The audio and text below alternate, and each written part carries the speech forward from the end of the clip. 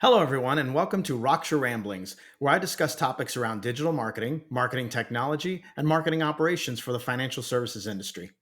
My name is Fernando Pena, and I'm the founder of Rokture, where I provide services to help you master the digital channel. And so today's topic is going to be one that is often discussed, and I do get a lot of questions around, and that's whether to make use of SEO or paid media for growth. And oftentimes my response here is it depends. And so what I'd like to do in today's video is just go over what SEO benefits are and concerns, and the same thing for paid media and how you should use one or either or both in order to be able to achieve your growth goals and objectives.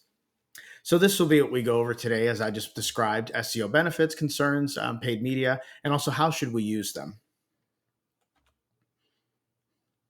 So the first thing is, what is SEO?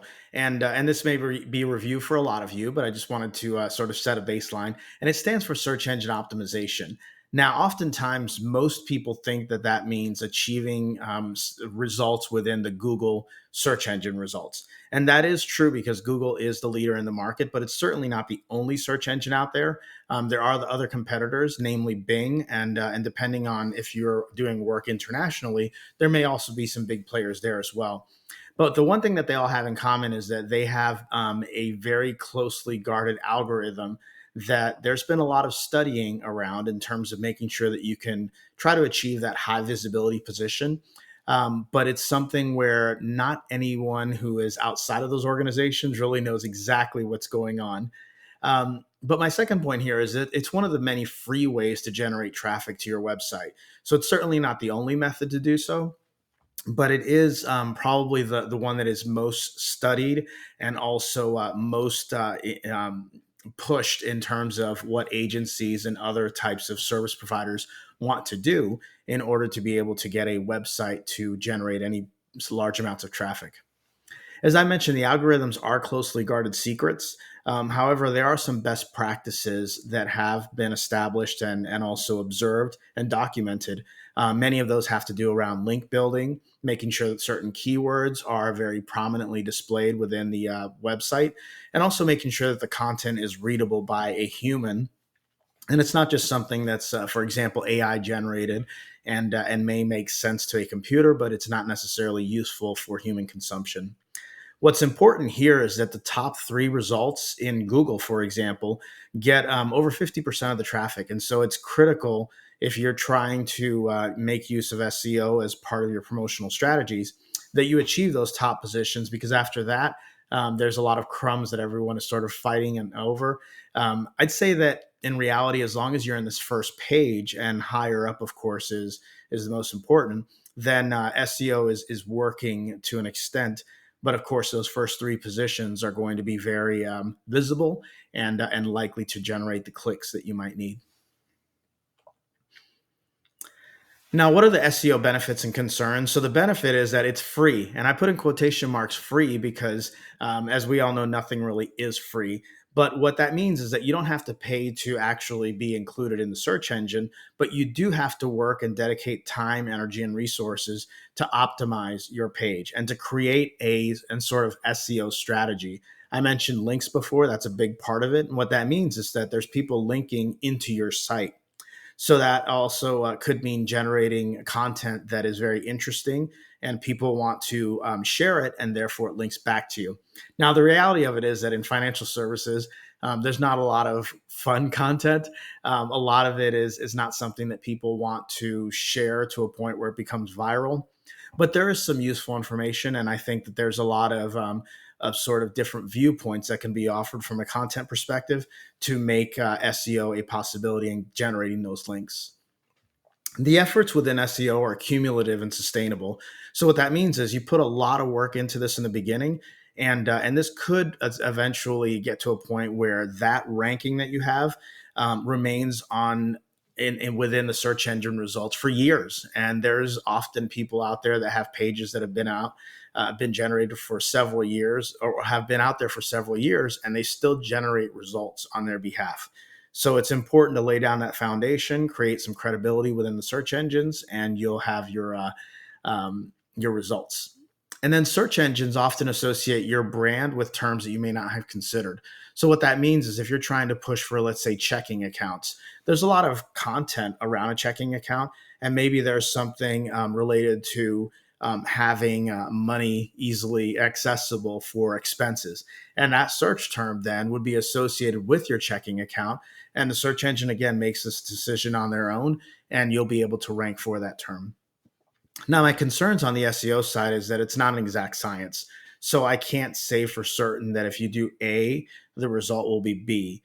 And so there's a lot of questionable best practices and gurus out there, and even some things that potentially could damage your business's reputation in the search engine's eyes that really need to be considered and evaluated before you go through with it. The other thing that has happened to many businesses is that the algorithms often change. And so if you found a sort of loophole or backdoor approach to generate SEO results, then oftentimes the search engines will catch up. And unfortunately, what that means is that all your efforts have been done in vain because you'll get pushed lower down into the rankings and maybe even delisted, which is the worst of all consequences. And these results do take some time to materialize. So it could take several months, honestly, to see any real sort of movement in the search engines. In the beginning, there could be a little bit of a bump. So it's sort of like working out where you get a big boost when you first start, but then after that, it takes a lot of effort to sort of push towards the top. Now, the search engines aren't always fair, honestly.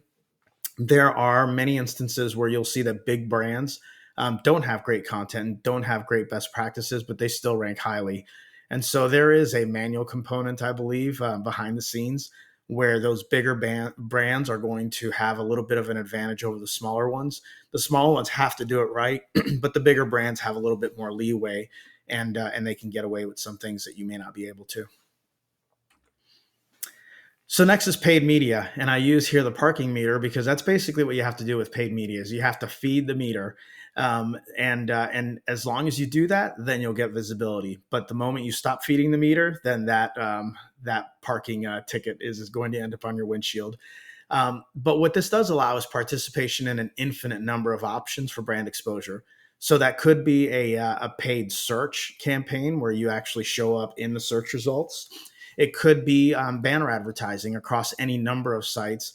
Retargeting is a big one that I'm a huge proponent of. But it just opens up your world to anything, any opportunity that's out there. Also, there's extensive tracking, testing, and learning capabilities that are associated with paid media. So it's a great thing to sort of try out different approaches, messaging tactics, and see what works for your audience and what resonates with them. And then you also could make exclusivity arrangements with some of these providers. So you could be the only banner that appears on a certain website, or the only one that sort of pops up on the screen. So these are arrangements that can be made with these channels that are associated with paid media that really can't be done with SEO. Now, disadvantage there, or let's go with the benefits first. The results are virtually immediate. So the moment that you turn that campaign on, you can get a click on that pretty much immediately. So that is great validation to see if your methods are working, or if they're not. And also, regardless of the company's size or competition, a paid placement will appear in front of a prospect. Now, of course, there is a bidding process that takes place here. So your bid has to be competitive. But unlike SEO, where I mentioned earlier that those big brands get preferential treatment, in this case, if you have the dollars and you're willing to make that bid, then you can be a company that is substantially smaller than the competition, and you'll still have your voice heard if you are willing to pay the price. And then there's lots of opportunities to, again, test, learn, and refine your marketing approach. That's something that you really can't do with SEO because it does take so long. You sort of have to get it right the first time. But here, on the other hand, you can experiment, give different tactics a try, and see what works for you. So to the concerns, and that's that paying, you have to pay to play. And in financial services, unfortunately, it could get very expensive as those tend to be some of the more lucrative keywords. So they tend to be very competitive. There's also limitless choice for channels and formats and creatives. So when you're looking at multiple variables, it can get pretty complicated when it comes to your testing scenarios. So you have website A, B, or C. You have banner sizes. There's probably 10 sizes that are pretty standard. And then you have messaging. You have to figure out if you want multimedia. Do you want sound? Do you want video? Or is it just a static ad? So there's just so many possibilities. And of course, it can be exhausting trying to go through all of them, figure out what works for you. Then there's also the increase for advertising fraud. And I bring this up because, of course, what you're doing is that you're paying a channel to place your ad. And what could happen there is that competitors could click on that if you're doing sort of a pay per click, and inevitably you end up being charged more. So really, you're looking at putting trust into this advertising medium to make sure that they're counting proper clicks and not just charging you for everything that's clicking there. So there could be advertising fraud that happens, and oftentimes when that takes place, you have to dispute what's happening. But again, you have the ability to track results. So if you see any unusual activity, then you have the option of bringing that up and hopefully working with that provider to work through that potential issue. So the instruction manual on how to best use both tactics. So SEO is a long-term play. It's going to take a lot of time to really get to the top of the game there. So you have to develop a content and link building strategy to help build up SEO over time. I mentioned links earlier, and I'll mention them again because they are a critical component in my viewpoint to getting to that point where you have that high visibility within the search engines. Benefits are not immediate, but eventually it could get to the point where it can support your business growth goals. So it is worth investing time and effort into it. Paid media is simple but complicated. And you've probably heard this with many other things before, but it's a simple concept. You're paying someone to show your ad, but it's complicated because, as I mentioned before, you've got so many options. And you've got, even just the bidding strategy can be an entire topic by itself, where you have to consider all of this and do so with a sort of point of precision, or you waste a lot of money. But I do recommend, if budgets allow, to devote portional size, a sizable percentage of your media dollars into paid media, because you are going to get those immediate results. And you also have the ability to do that testing and learning, which I think is critical in trying to establish what your marketing message and your offer is going to be. And then I think perhaps the most important is when you're just considering digital, and this is something that I'll touch upon in a different video, is to make sure that it works and aligns very closely with your other channels. Now, I know some of your institutions are just purely digital, but I'm sure that there's also advertisements and messaging and interactions with the public outside of just a digital channel. So make sure to work digital into a comprehensive marketing strategy and not just a separate digital strategy, and that will make sure that you're able to really resonate with your buyers and your audience, and you're able to get them to convert on your offer or your messaging. So that concludes today's video topic. If you do want any more additional assistance on this, or you would like to discuss anything around digital or marketing or technology, please reach out to me, and we'll go from there. So thank you so much for your time, and until the next time, bye-bye.